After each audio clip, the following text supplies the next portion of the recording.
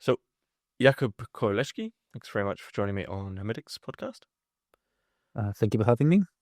We are going to be discussing your book, A Philosophy of Climate Apocalypticism in and Against the World.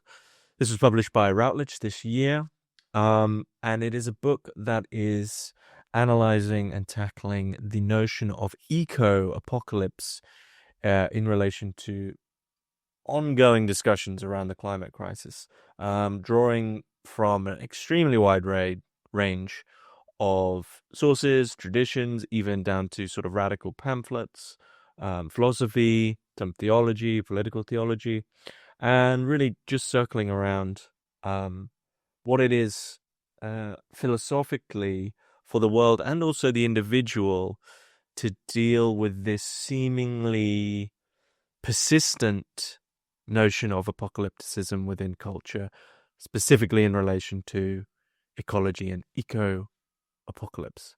Fascinating book, filled to the brim with very specific and odd, or at least unique sources. So yeah, Jakub, tell us a little bit about yourself and the origins of this book. So that was a great summary, by the way. I think the origin of the book is it's quite practical. I finished my PhD and I thought I'm gonna get this amazing philosophy job because obviously you finish a PhD in philosophy and you think all these jobs are gonna open up for you. Obviously, that wasn't the case. And I think that was a bit of a personal end of the world in some ways, or at least like a personal sense that things were collapsing and a disaster was looming because nothing was working out the way I wanted it to work out after my PhD. At the same time, I was just exhausted with my PhD topic, which was phenomenology. And I thought I need to do something different. And I thought, okay, so how do I combine this sense of everything collapsing around me with some sort of a new philosophy project? And I thought, whoa, maybe apocalypticism is the way forward. And I'm kind of embarrassed to admit it, but there was also a kind of a pragmatic way of thinking about environment because I thought, well, this is a trendy topic, so probably it's more likely that I'm going to land some type of a position with ecology than with something else. So if I'm perfectly honest, I think my primary interest initially was apocalypse as such. And then I thought maybe there's a way of articulating that in terms of climate apocalypse to make it a little bit more timely. And I think that maybe shows in a book, but I'm not sure as well. So yeah, I just started working on this project and I realized actually that once you ask the, I guess, apocalyptic question or the question of the end or the end of the world or apocalypse to different texts in the history of philosophy, they all have something to say about it, maybe indirectly, maybe without even knowing it, but that sense of things breaking down, collapsing, ending, changing radically, re-emerging. It's a theme that comes back over and over again. And I thought, well, this is a really productive lens to really bring together different sources that I wanted to read, but I never thought actually had any kind of relationship between them. But I thought, oh, maybe I can just bring together these different stuff now through this apocalypse stuff. So that's how it kind of came to be, basically, the book. How are you defining apocalypse? And how does that differ from general concern, climate concern? Right. So I think the kind of general definition of apocalypse seems to be some sort of a catastrophic event that ends the world, right? So we can kind of have a range of things here. So on the one hand, in sort of Lars von Trier melancholia or Don't Look Up, it's a sort of like a massive meteor hitting the earth and destroying the earth that way. But we can also have this sort of apocalypses in post-apocalyptic movies like Mad Max, where it's a sort of partial destruction of civilization with some humans surviving and living this sort of crazy life. Then we have a sort of Planet of the Apes apocalypse, where there's a replacement of a species. And basically, it became apparent as I was doing research into this book that apocalypse, even though it seems like an obvious thing initially, actually has so many different meanings depending on how you look at it, right? You have secular and religious ones, you have sci-fi ones, you have sort of apocalypse being used in the context of sort of financial breakdowns and crises, pandemics, and so on. So I basically thought that maybe instead of choosing one of the definitions of apocalypse, I can give an account of why it is the case that apocalypse lends itself to so many different interpretations, which all seem kind of like make sense to us, but when we start thinking about it, they don't really have much in common, maybe apart from family resemblance. So I was trying to maybe give an account of why this is the case, as opposed to picking one over one definition over another.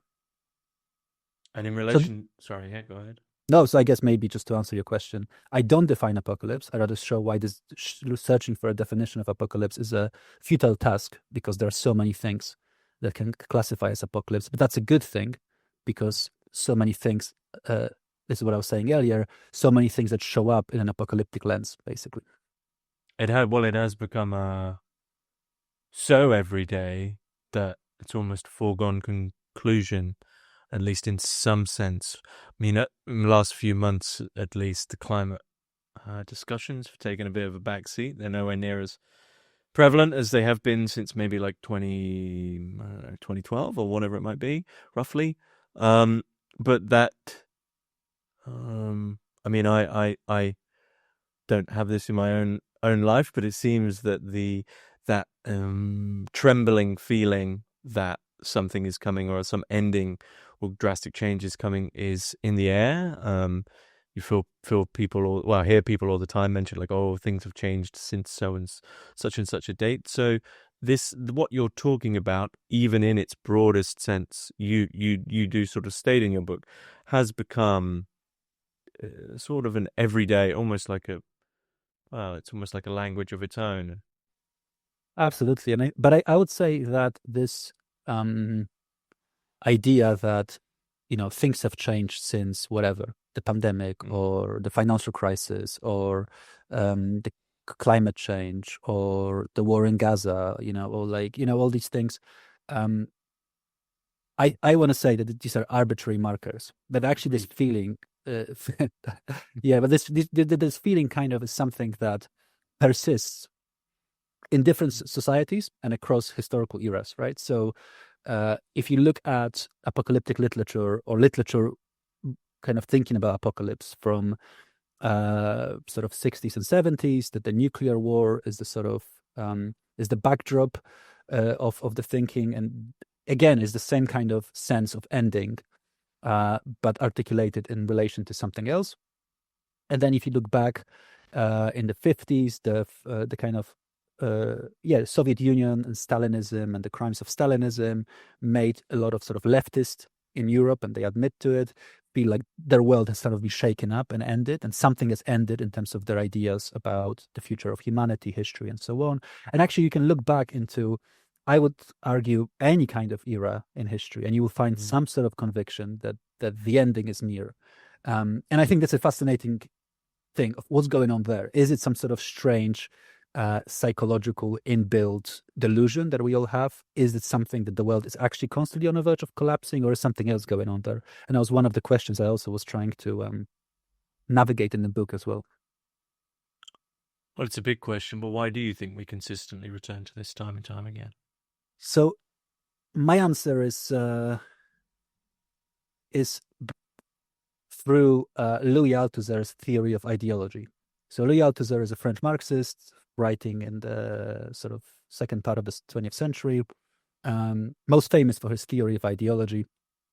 And so Althusser has this account of ideology as a necessary mediator between our experience and the world. So what that means basically is that ideology is not just false beliefs, but it's something that misrepresents our relationship to the world. So it's not the case that we kind of think of the world in the wrong way, although we might do. It's more that we think of how we relate to the world in the wrong way. So what this means in practice basically is that, if I think about the world as structured by fate, I would see different events happening around me as instantiation of this fate. But if I believe that the world is in fact governed by the will of God, then I'll see different events and, and so on and so forth. So it's sort of mediator between me and the world. So what Althusser says is that ideology is not just a some type of I don't know bad thing or a problem in society, but it's a necessary component of any historical society, because any historical society needs something, needs this sort of mediator, this set of representations to help us navigate the world, right? So there is a way in which we can then make sense of the world is precisely for this ideological structure. Now, importantly, remember Althusser is a Marxist. Importantly, Althusser wants to link this to capitalism and wants to say that the role of ideology is ultimately in the current society to reproduce capitalism. So the way we kind of represent the world to ourselves, or the way that our experience of the world is mediated through ideology, the ultimate goal there is to reproduce our society as it is. Now, I want to say that apocalypticism has exactly the same function. It's part of this ideological representation of the world. But the caveat there is that apocalypticism is a specific type of ideology which manifests itself through this image of the end of the world. In other words, it's a way in which we represent our relationship to the world as through this image of the world ending, right? So this sounds very complicated, but very simply what I'm trying to say is basically that if it is the case that ideology helps us to reproduce our society, I think apocalypticism also helps us to reproduce our society. And it does so by identifying and amplifying threats to our society, which then help us to basically address them, cure ourselves of them, or so on. So it's sort of like if you think of society as a machine, apocalypticism would be like a red light that flashes when something is too heated, or it's, flooding or whatever. And then you need to do something to prevent it from taking place. So the paradoxical claim I'm trying to make is that because apocalypticism is this strange experience that cannot be reduced purely to the subject or to the world, nor to the world, it's this mediator between the two. Because it's linked to ideology, it works towards the reproduction of our conditions of existence. Now, this is a weird, I think, conclusion, because when we normally think about the end of the world or apocalypse, we think about things ending and stopping. But I'm trying to say that this feeling of ending and stopping is actually a function of a reproduction of society as a whole. As soon as there's some ideology, there has to be the possibility of an ending, of it breaking. I would say so. I mean, it's not so much that the ideology, so specific ideology could end, right? Because specific ideology could be replaced by another one. But I think the sense is more that if we accept with Althusser that ideology helps societies survive and exist, and if, as I claim, apocalypticism is part of an ideological kind of set of representations, that I think it also helps society to exist in some ways. So how does this sort of ideological Althusserian perspective on this change, or is different when we're focusing on specifically climate? Yeah, so I think that with climate change, you have these sort of three different ways of thinking about this, and I think all of them ultimately have the same ideological function, right? So the first way of thinking about it is to say apocalypticism is just a mistaken view, right? The world is not ending. This is an alarmist discourse, makes no sense. And actually, what we should be doing is focusing on, specific solutions to specific problems. This whole end of the world stuff is just rhetorical, irresponsible way of doing things, maybe leading to hopelessness, maybe leading to quietism, and so on. The second tactic is to say this apocalypse stuff is a really helpful way of thinking about how, in order to survive as a species or as a planet, we need to end certain unsustainable practices, right? So we kind of, let's call it localizable apocalypticism. We kind of have this way of ending certain worlds in order to preserve the world as such, or Earth as such, right? So for instance, we would say, depending obviously on our school of thought, you could say capitalism is responsible for climate change. Let's destroy capitalism. That's an end of a certain world. That's a certain type of apocalypse. But that's localized apocalypse allows us then to continue as a species or as, Earth beings, and so on.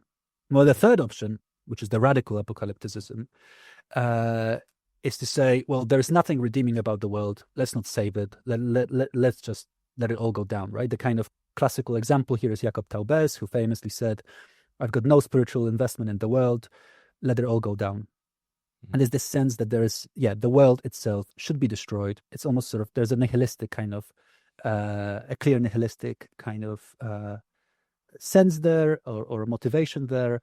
I'm trying to say that these three different bits of apocalypse, or kind of approaches to eco-apocalypse, are actually play the same function. So in all three, I think the point is to allow the Earth to survive and allow the species to survive. Now, this is obvious with the first one. This is sort of obvious with the second one. But with the third radical one, it's less obvious. So I make a claim in this book. I go into sort of the different philosophical presuppositions of these radical apocalyptic guys and women. And I want to say that actually they operate with a implicit commitment to some type of a future, some type of a life, some type of a Earth that continues afterwards. So I'm saying that despite this radicalism, they still play a role in ensuring the reproduction of our society. So what I'm trying to say basically here is that however you want to frame this eco-apocalyptic orientation, it eventually leads us to help to preserve the Earth in some ways, even if people are saying, no, I just want, the world to end. And I guess just one far broader question before going forward into some of the specifics of this sort of idea of a old world versus new world after apocalyptic moment. You mentioned there one with the third version, the person said, I'm not spiritually invested.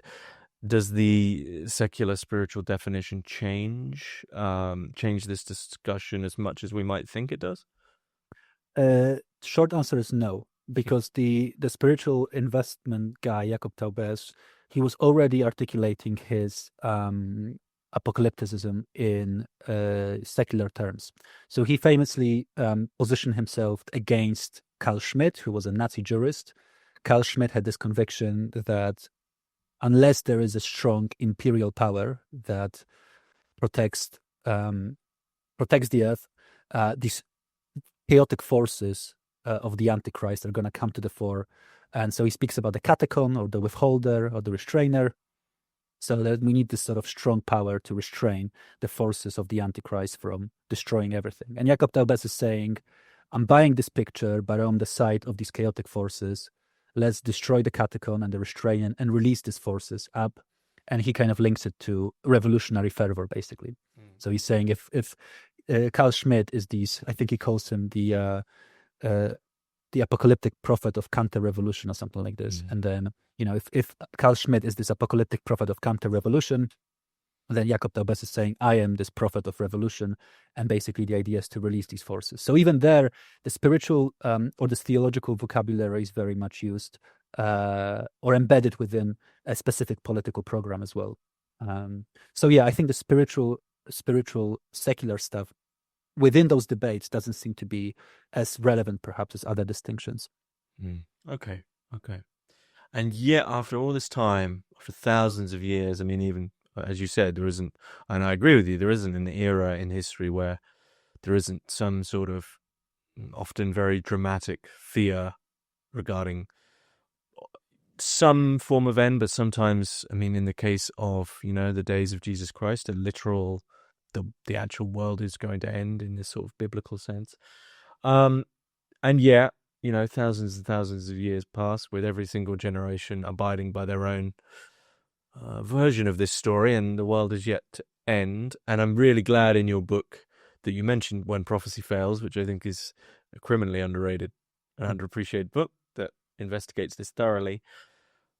Why is it so?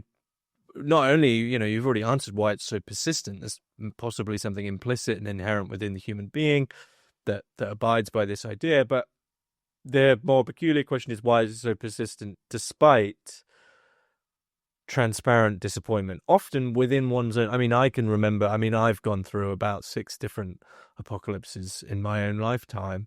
2012, that was a good one. Y2K, various others. So why is it so persistent despite the fact that, the bubble is burst and yet just somehow manages to get reinflated. The same, it's a story that has so much power that it can't seem to actually fail as a story. So yeah, I think I can answer this in sort of two ways. So one way would be to look at sort of empirical evidence. So you mentioned when prophecy fails. Jakub Taubes also does some work on sort of failed messianic movements, and there is a pattern to apocalyptic / messianic movements. For the sake of the argument, I'm just going to not draw any distinctions between the two. But basically, when prophecy fails, discusses this group of people in North America who believe that the world will end because of aliens and that they will be saved. They have a date when it's going to happen. It doesn't happen. What do? Well, they end up actually double downing and then getting more into this stuff, not less. So the disappointment actually reinforces something about their apocalyptic approach. That's exactly what happens with Jakub Taubes writes, the followers of Sabbatai Zevi, an early modern Jewish messiah who gathers a bunch of followers, gets arrested by a local sultan. The sultan says to him, you're either going to convert to Islam or I'm going to kill you. There's an expectation he's going to be killed as part of the messianic kind of story. He doesn't. He converts to Islam. So then his followers are a bit, shocked. What do we do now? Do we just abandon this? No, we develop a theology that accounts for why giving up on Judaism is part of the messianic narrative that is needed, right? So you kind of reinscribe the failure into a narrative. And of course, the most famous example of this is the second coming of Jesus. When you read St. Paul, his letters, there is a clear sense that Jesus is about to come. Then Paul is being asked, like, when is it going to happen, when Jesus is going to come back? And then he's getting impatient and saying, okay, we just need to wait. The date gets like pushed back. And then finally, we need to have a theology, Christian theology, that explains why the second coming hasn't happened yet. So in fact, the failure of the end of the world becomes a springboard for a development of more intricate theology and more complex theology that makes sense of it. So I think that the empirical element here is that when you look at these different movements, that the failure of the apocalyptic prophecy or the messianic prophecy is actually seen as part of a wider narrative, which allows us to continue with that commitment, right? But I'm trying to make a claim that goes with Althusser, that goes a little bit deeper than this, right? So I'm trying to say that the compulsion to have this apocalyptic narrative comes precisely from this ideological stuff, right? So if it's not about, so when prophecy fails, is very much focused on kind of psychological aspects of what's going on, and I think there is a danger of reading sort of apocalypticism as a purely psychological disposition that is purely depending on the subject, right? Mm-hmm. The other sort of reading would be to say, no, it's something to do with the world. It's something to do with how the world is experienced or like what's happening in the world. And so the world is the source of this apocalyptic anxiety. But I'm trying to say with ideology that because it's a mediator between the world and subjectivity, it has its own kind of structure, that it's, almost irrelevant what I think or what's happening in the world. That structure is going to emerge and somehow is going to appear to me as a screen between me and the world, through which I'm going to perceive the world, right? So certain events in the world might then appear to me as apocalyptic, even if they wouldn't otherwise. And I also might have an apocalyptic experience, but it's not that this apocalyptic experience is purely reducible to me. On the contrary, it's an effect of this ideological structure. So I'm trying to say that underneath this empirical stuff going on, or this historical stuff going on about redefining failure, this persistent, in analogy, I think maybe with the Freudian idea of the unconscious, and Althusser makes this analogy himself, that ideology is sort of like the unconscious. It's the thing that kind of has effects, conscious effects. So I think the persistence of apocalypticism is the sort of effect of this unconscious working of apocalypse as ideology, which mediates between us and the world.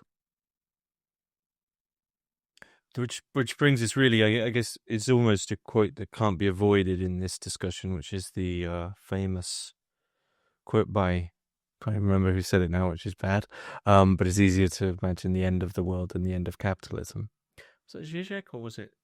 Zizek repeated that, but I also, I don't think know whether whoever you read it, Yeah, they always credit the origin to Was it somebody else. Mimosa? Might have been Mimosa. I Maybe don't know. Jameson. Maybe Jameson. I'm not sure. Yeah. Yeah, someone, someone said it. Well, it's attributed to Zizek. There you go. Easier to, Hmm. um, yeah, easier to imagine the end of the world than Zizek writing, a book that feels different. So with that, what I'm intrigued with there is there's a few elements that have been written about with, I guess, to draw capitalism into this discussion, because it is our ideology, it is our unconscious ideology. Is that one, as per the work of Deleuze and Guattari, who we were kind of talking about a bit before we started recording, is that capitalism has this, it's like a hegemony that is actually kind of built on failure. So anything that fails within capitalism is just reintegrated as its own infinitely plastic ongoing. But it also, that makes me think of the question, well, has every society in this apocalyptic sense seen its own ideology as this kind of, untouchable? There'll never be a day when, there'll never be a day when kings are gone. There'll never be a day when I'm not a serf and the feudalism. Like, this is, you look at the mechanisms and that's how it changes, or whatever the ideology might be of the time. Is that, does all ideology implicit within its time have within its function the very function to try or to, ironically make it seem anti-apocalyptic? Like, this is the one that can't break. And capitalism seems to do that better than most. I mean, it's obviously historically very difficult to determine whether or not people were thinking about things in the same way we are, but I'd be interested in your thoughts on that. That's a very good question. I think if we follow the kind of Althusserian line, he distinguishes between specific ideologies and ideology as such, right? So specific ideologies would be capitalism, feudalism, or any other type of ideological commitment, Christianity, I don't know. So you can kind of fit anything there that involves a set of representations that mediate between you and the world. But ideology as such is just a sort of an essential structure of any society, right? So I think it's possible to imagine the end of specific ideologies, but not a society that wouldn't have a need for some set of representations to go between us and the world. So I think, I think then the question is, of course, why is it the case that capitalism shows up this way? I would say I'm not sure it does. I think it's, people have been imagining the end of capitalism for a long time. The fact that imagination hasn't amounted to much, that's a different story, right? We can talk about that. But I think people have imagined what it would be like to end capitalism for, at least 200 years. So I think the problem isn't with imagining the end of capitalism, because just like the end of the world, we can imagine that. The problem is that the end of the world hasn't happened, and neither has the end of capitalism, right? So then the question is, okay, so what's going on there that creates some sort of a gap between the imaginary and the real, or however you want to put it? So it's not really, I'm not sure whether it's answering a question, but I think I would just disagree with the sense that capitalism seems undistractable, or because it doesn't. I think there are so many bits of it that seem like a failure. Obviously, those failures become reinscribed, sure, but there are financial crises. There are pockets of sort of, non-capitalist economies or non-capitalist relations. Even like silly things like participating, not silly, I mean, silly in inverted commas. I like those things. So, participating in some sort of alternative scene, whatever you want to conceive of. That seems like, something utopian happening here. But so I think there are these sort of, there is a sense of general contingency. But I think the question is of why it hasn't ended. And I really do think that, going back to Taubes, his link between apocalypse and revolution really works in this context as well, right? So why has the apocalypse not arrived, despite the fact that we think about it pretty much in every generation? And why has the end of capitalism not arrived, despite the fact that it's been conceptualized at least for 200 years? I think that's more of an interesting question as well. Because I do think that it seems, I can imagine the end of I mean, maybe this is just naive on my part, but um, I think if you're getting into sort of any type of anti-capitalist theory, you need to have some sort of a sense of like, oh, at least I got a bit of an intuition about what's going on, there Yeah. after this whole exploitation stuff works, sorry. So why hasn't it happened yet? Well, I don't know. This, if I had the answer, I would be probably leading some sort of a movement rather than just trying to write a book about apocalypse. I'm not sure. I don't mean with capitalism, but why haven't I'm not? I mean, I think I'm against the idea that there are apocalypses, that there are these singular. Maybe it's wrong of me to constrain them, right? To put a border around them, but that's what people seem to like, is this idea of like, right, now that's happened, we've like phase shifted, and as far as I can see, history just doesn't work that way. It's kind of, there's only apocalypse in retrospect, and that's largely a projection. So I'm wondering to what degree I don't see apocalypses. That's yeah. So look, I'll throw in my theory on apocalypse and then see. I mean, I don't want to veer too far away from your book, but maybe ideologically this can draw us to the subject. But my personal theory on apocalypse and why apocalyptic films and media, especially throughout all of human history, are so popular, despite the idea that, well, actually they're kind of bleak and they have all the things in them that we apparently don't like instability, fear, uncertainty, deserts, and I don't know, violence and fighting. My theory is that we never actually get it in our own lives, because it's an impossibility, because we're temporal continuations. But we love the idea that at some point there could be a fresh slate. That like I mean, if you've like had bad stuff happen in your childhood or something like that, or you had a bad marriage or something, I think a lot of people would kind of dream of a subjective apocalypse where it's like erases and you can go, finally, I can kind of like, and I think that's how we feel about society and culture as well, is you kind of think, oh, I wish this would reset so I could kind of it's like starting a new game, right? And so, but we never get that. So I think this is kind of a yearning for something that isn't there, and then I think we end up coming up with them where they're not. But for you, how does this all relate to the subject? So I think I agree with you in part. So I think that one of the claims that I'm making in the book is that the idea of sort of one single apocalyptic event makes no sense. Or rather, I borrowed this argument from the medieval philosopher Moses Maimonides. So Moses Maimonides says, basically, look, I'm a Jewish theologian, but I'm also an Aristotelian.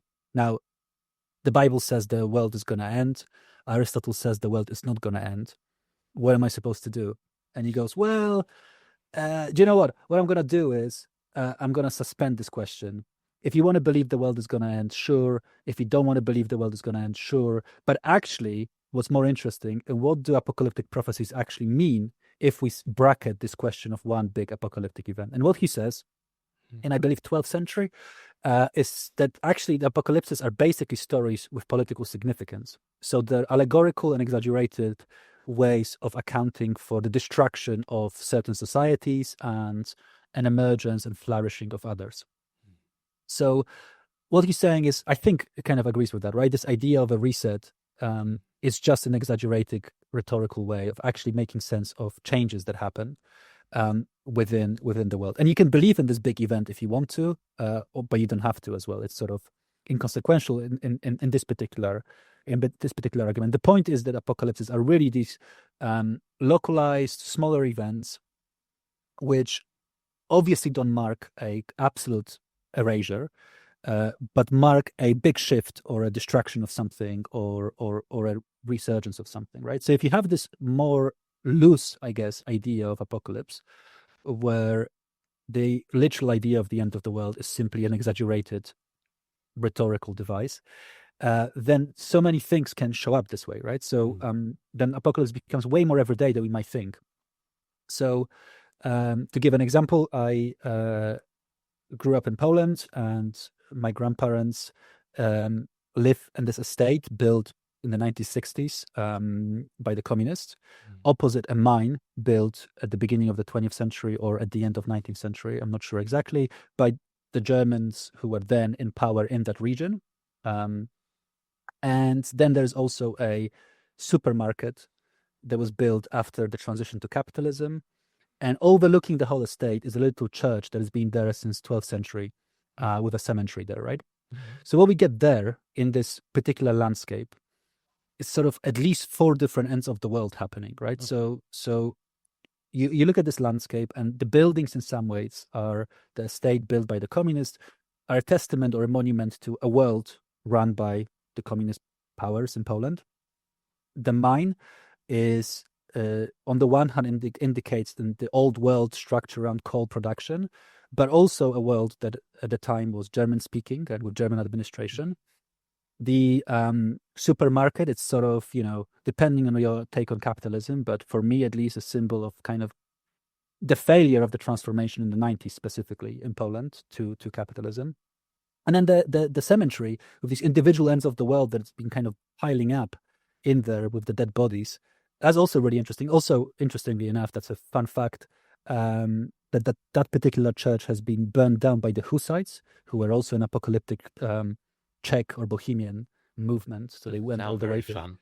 No, doesn't. But I think the fact that an apocalyptic movement was there and destroyed the church, I think it's relevant. But anyway, what I'm trying to say here is that it's when you think about these big political changes or economic changes or social changes as apocalypses, then all of a sudden they happen everywhere, and they kind of layer up, right? So like wherever you are, and I think landscapes specifically are a really interesting. Urban landscapes as well, but like a very interesting kind of way of thinking about it, when you can see these different layers of different catastrophes that build up to create this specific environment, I guess, as well. And I think this little estate in Poland is, I think, is a good example here of what I'm trying to talk about, right? So you basically, so I'm deflating the notion of apocalypse, and by deflating it, with my monitors, so I'm doing orthodox biblical scholarship here. But in doing so, I think you can start seeing the everydayness of these sort of events. I'm very sympathetic to that, and I agree with you. And I think in agreeing with you, I mean, there's very, very few, but I count on one hand the philosophers that I actually would say I'm sort of a student of, if you want to put it that way. But Heraclitus is one of them. And I feel like in sympathizing with you, I'm betraying him a bit. So sorry, Heraclitus. Because when I go back to my old childhood town, which isn't far away, I can't see it anymore, right? It's literally there. Obviously, the geographical location is there, and it's still called the same thing. But I just can't see it anymore. It's changed in such a qualitative sense that it's gone through a little apocalypse for me, and obviously everything's about me. But everything. Yeah, it's just kind of not there, even though I can still go in the same shops, blah, blah, blah. But my point with that would be is that I think our discussion, like so many discussions, maybe all discussions, goes back to the debate, if you want to put it that way, between Heraclitus and Parmenides. Is this just a struggle against becoming? Because in the sense that, the apocalypse, we joked about this before we started recording, but the apocalypse as a rupture, a before and an after, with an implicit holding to some sort of ideology, even if it might have changed. So when I look at my old town, and I have this apocalypse, in a way, a very localized apocalyptic struggle, and as you mentioned with the place in Poland there, it seems like we're both, even though in a Heraclitean sense everything has changed, it's not the same river, if you want to put it that way. At one and the same time, we are kind of, with a bit of fear and insecurity, still holding on to that which was pre to all these apocalypses. And so in that sense is an apocalypse kind of a non-linear, it's atemporal. So it's non-linear. I agree with that. Absolutely. So I think for me, the most exciting example of this was Planet of the Apes, the original one, where, I'm sorry for the spoilers, but people had 60 years to watch it, so I think it's fine for me to spoil it. At the end, turns out that the world ruled by the apes is actually New York, and you see the Statue of Liberty, and then the American hero is just destroyed. Like, oh my God, I've been on Earth all along.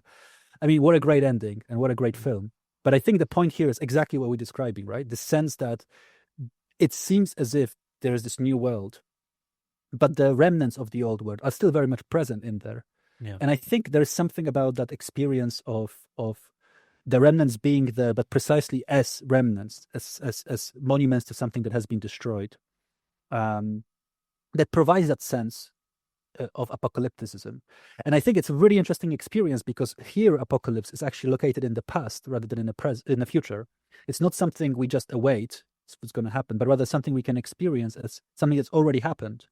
And I think this is a really interesting shift of perspective. And I think this is the shift of perspective is, again, to bring back medieval theologians, was present in the apocalyptic literature of the medieval period in Western Christianity. At least that's what I can talk about with some degree of knowledge. But Joachim of Fiore, famous medieval monk who probably is the most influential in terms of thinking about apocalypse in a particular way.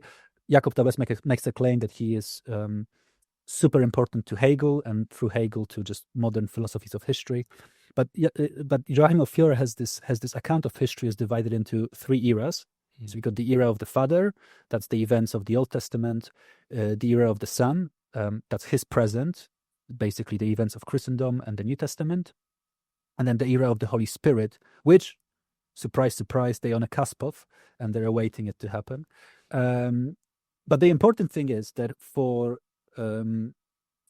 Joachim, the progression between the eras, as well as being linear, is also a repetition of something past. So there is this sort of account, and there's a sort of way of reading texts in medieval biblical exegesis where events and people from the New Testament are a sort of repetition of events and people from the Old Testament. So you can see relationships. Yeah. So there's this concordances between the Old and the New Testament. That things kind of repeat themselves. And basically the idea here is that this repetition creates a bit of a spiral. So I would suggest that your listeners would Google Joachim of Fiore, and especially his view of history, because he is a great illustrator, and he illustrated history as these three interlocking circles representing each of the era, but they're interlocked, which means that some bits of the circles are kind of overlapping, which means basically what we were saying earlier, that the past, the future, and the present are somehow condensed there.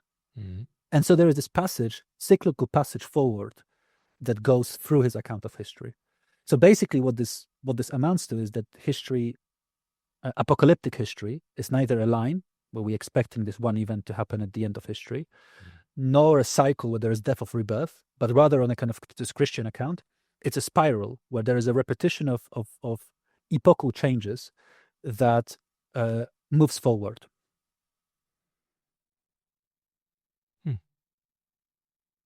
And you don't think that assumes a point on the spiral?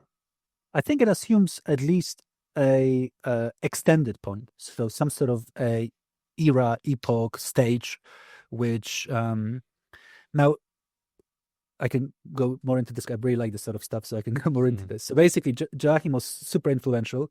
The division of history into three stages, we still inherit now. We talk about, ancient times, Middle Ages, and then modernity. We can then divide these things into different bits as well, right? So late antiquity, early Middle Ages, post-modernity, and so on. But at the end of the day, we have the division of history into three, I think, from Joachim. So we still think about it this way. And then immediately after Joachim, there was a group of radical Franciscans called the Spirituals, who also inherited the view of history, and they divided each era into additional stages, basically. And so the point was that you can then have more of a granular account of history, where within these three epochal changes, you can divide history into smaller bits, and these smaller bits allow you to then map up change in a way that doesn't require this rupture, but rather requires this almost gradual, processual way of moving forward, with qualitative changes taking place on the way, but not as this one big event, basically. Okay. So a mixture of Parmenides and Heraclitus. Exactly, right? So it's neither cycle nor a line, it's a Mm. spiral. It's neither pure stasis or pure becoming. It's a mixture. It's neither just an event or a process, it's both. It's not just structural or, I think this is the super fascinating thing about it, that you start seeing that there is a sort of uh, coincidence of opposites happening when it comes to apocalypse, right? It's the end of the world, but it's not the end of the world. Things are ending, but things are also beginning. Things are destroyed, but they remain. There is this sort of interesting, I think, contradiction happening throughout the whole thing. Or to go back to the very beginning of our conversation, that even with the radical apocalypse people, they still want to preserve something, even if they claim that they don't. Mm. Now, all of that is very interesting because, I mean, behind any cycle or historical movement, there is some sense of propulsion, something that's propelling the spiral. Maybe one could argue, I don't know, Fiore does, but maybe one could argue that there's some distinct cultural fuel for each time that somehow propels this and then eventually burns out, which is this getting a bit close to Spengler. The reason I mention this, however, is that if the cyclic reality has some sort of vitality behind it, it's strange to me that within a fairly nihilistic time, that you quote Ray Brazier, everything is dead already, and his whole philosophy revolves around the carbon heat death of the universe and things like this. That whether or not he's moved on from that, I'm not actually sure now. But also people becoming completely disinvested in the world. And I guess what does that movement look like when, and obviously not everyone agrees with this, but when to a certain amount of people, the transparent foundation of everything is nihilistic. There's no meaning to it. There's no point to it. What does the continuation of the world look like when there is no point to its continuation? Yeah, that's a great question. So I think that in terms of the answer to nihilism or nihilism, I'm not sure how to pronounce it, to be honest, but I'm going to stick with nihilism because that's just how I'm used to saying this. Sorry if it's incorrect. But basically, I think, the Brassier thing is to say, okay, so because there's going to be this sort of solar catastrophe, no more heat in the universe in the future at some point, and all life is going to be extinguished, then that means that there is a sort of original trauma in the future that structures our existence already now. And so already now everything is meaningless. Then you can have a sort of a second account, I think. Stefan Scrimshire develops a sort of ethics for the end of the world, where he says, actually, because things are contingent and finite, we can have something like ethics or something like a reevaluation of our values, precisely because we need to rethink what it means to live a meaningful life in light of this finitude, right? So it's not just personal finitude, but the finitude of the universe or of Earth or so on. And I think it's a really interesting project as well. And a third option, which I'm trying to put forward, and that's again, we're back to this paradoxical thing, both and. I want to say that nihilism is great as a moment, right? It's a good thing to experience, to have this sense that things are meaningless. But I don't think it's actually, practically possible to be a nihilist all the time. Like some things you care about, right? Like even when it comes to silly things like you're hungry, you just need to eat something, right? Like you not care about your hunger. You want to eat some, even if you don't care about what you're gonna eat. You just want. So anyway, I think you need to come back and care about stuff. And for me, a super helpful way to think about it was to draw on The Lion King. And in The Lion King, Simba is found by Timon and Pumbaa, and is told, listen, you need to turn your back on the world and come with us. None of this makes sense. It's all meaningless. We just need to have fun. Hakuna Matata. Let's eat some worms, right?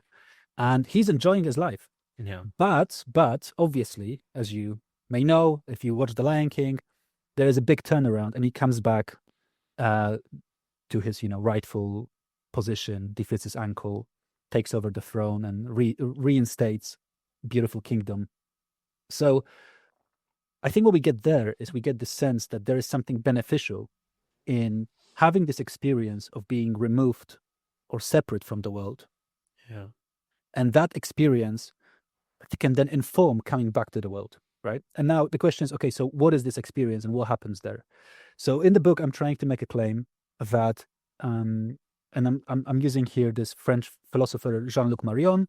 He's got an account of boredom, and he says basically boredom. When we experience boredom, the world sort of it doesn't disappear as such, but the world becomes sort of meaningless. Nothing about the world excites us. Nothing about the world seems to affect us, and so the world becomes sort of vain. There's a certain vanity to the world, not in a sense that it's arrogant, but in the sense that it's sort of pointless or empty or meaningless, right? So all is vanity in the Bible. That's a quote that refers to also our experience of boredom.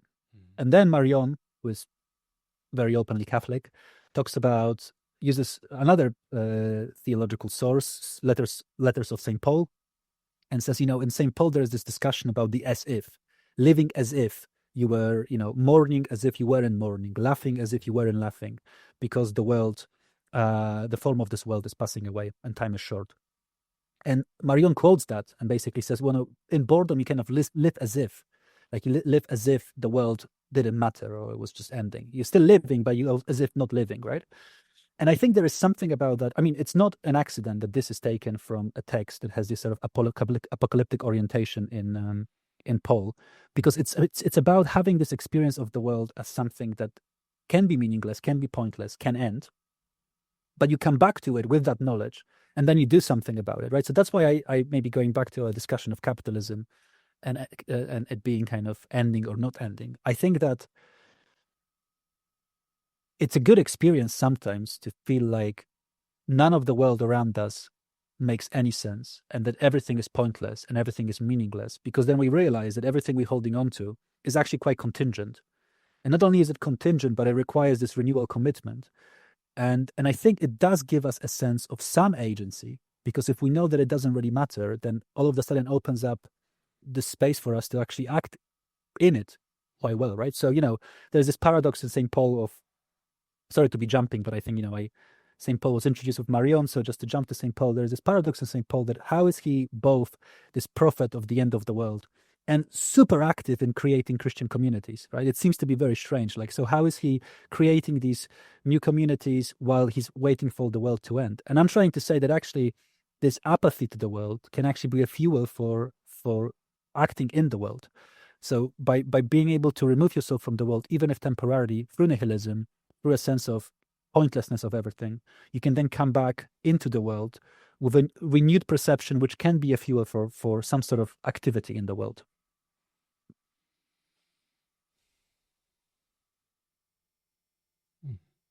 So to maybe just to go back to Brassier really quickly. So if Brassier said everything is dead already, sure, but so what, Like we can use that insight and then just, if everything is dead already, then maybe the stakes are a little bit different, or maybe then our relationship to things should be a little bit different.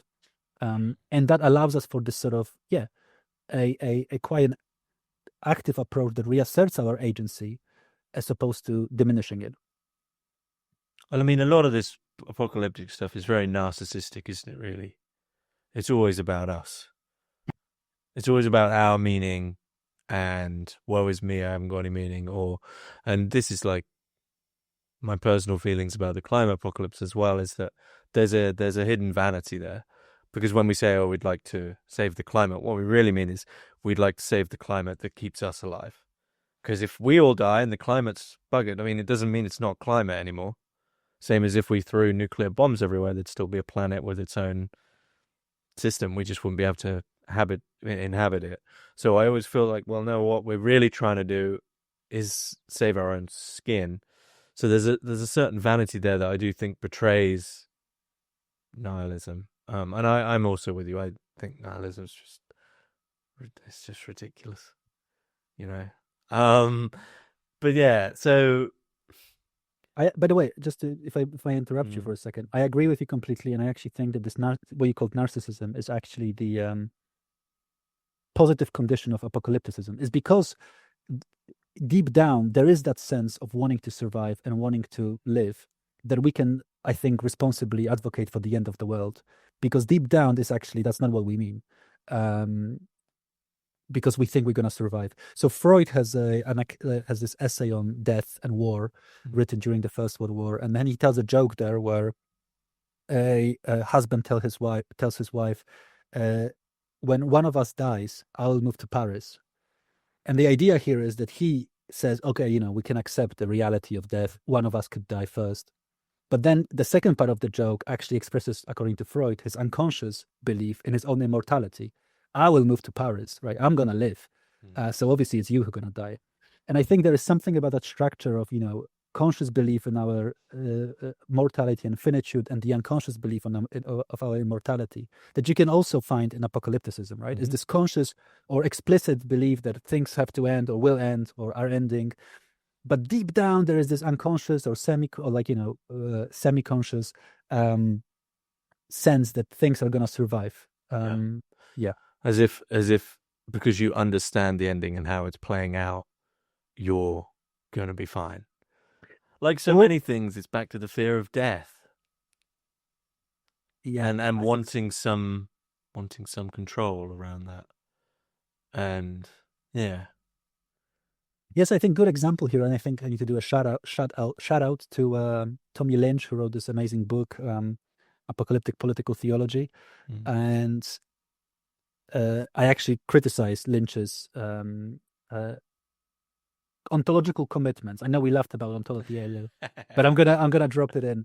But basically, Lynch is like, look, he's one of those radical apocalyptic people, and he says we should embrace the end of the world. We should disinvest from the world. We should be motivated by a refusal and hatred of the world, because the world is not redeemable. It's just evil. But then he has this account of being taken from Malibu, where basically change is inevitable and being is plastic and new things are going to emerge. So he's basically saying, look, we should just embrace the end of the world.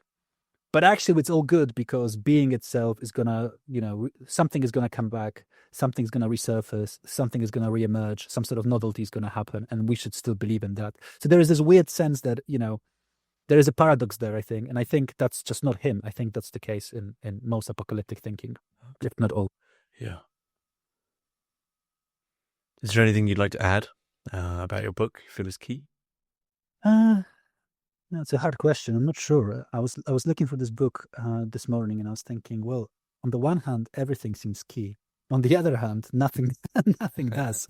Everything is a bit of a. I'm not sure. I think primarily for me, the important thing about this book is that apocalypticism is not a subjective delusion. It's also not just a rational response to the world, but it's something else, like a third thing. But this third thing is, I think, really interesting, and it brings together these quite important philosophical themes of agency, ethics, politics, ontology, change, revolution, economy. And it's I think, a really productive lens once you accept that it's not just about this big event where aliens destroy the earth or when apes take over, but it's about these small things that actually affect us on an everyday basis. What do you want academics to take from your book? It's a good question. I think for academics specifically, I think what this book is offering is a synthesis of the apocalyptic tradition, which shows how different themes repeat themselves across quite different traditions throughout the history of philosophy. And then B, and following from that, how the apocalyptic tradition is way bigger than we might initially think. It's not just about the Book of Revelation and a bunch of thinkers writing in the 20th century, but it's sort of the apocalyptic problem animates very, very, I think, very diverse thinkers, which can then, and traditions that we can bring together, right? So we have sort of, in this book, I bring up, as you mentioned, sort of anarchist pamphlets, Marxist theorists, medieval monks, and Freud, and a bunch of Planet of the Apes, a bunch of other things as well. All right. Well, what are you working on now?